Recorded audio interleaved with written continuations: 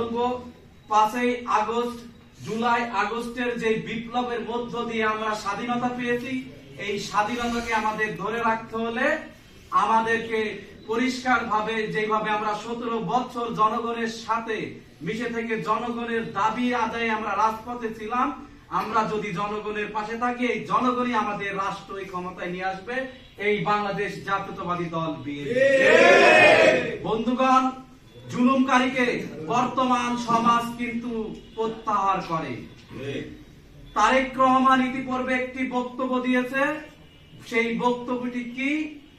ইতিহাসে যে কয়টি নির্বাচন হয়েছে সব থেকে কঠিন নির্বাচন সামনে আসছে, সুতরাং আমাদের আচরণ ব্যবহারে যাতে বিএনপির প্রতি জনগণ আস্থা পায়, বিএনপিকে যেন রাষ্ট্রীয় ক্ষমতায় রাখে, সেই লক্ষ্য করে জনগণের সাথে আমাদের মিশে চলতে হবে।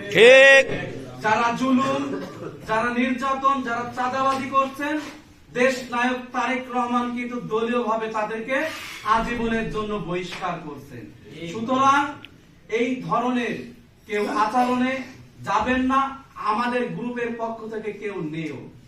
আমাদের 5ই আগস্টের পরে কোন নেতা কর্মী কিন্তু এখানে নেই, দীর্ঘ 17 বছর তার আগের থেকেও, এমনকি আছে বিএনপির জন্মলগ্ন থেকে অনেকে আমাদের সাথে ছিলেন।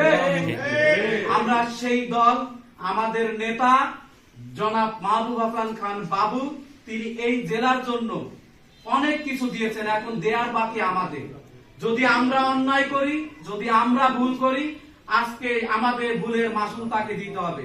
এর জন্য আমরা বাবু খানকে বিজয় করতে হলে জনগণের সাথে আমাদের মিশে যেতে হবে। আমাদের নেতা মুকুল শাহ, তিনি আমাদেরকে যে বার্তা দিয়েছেন, জনগণের সাথে মিশে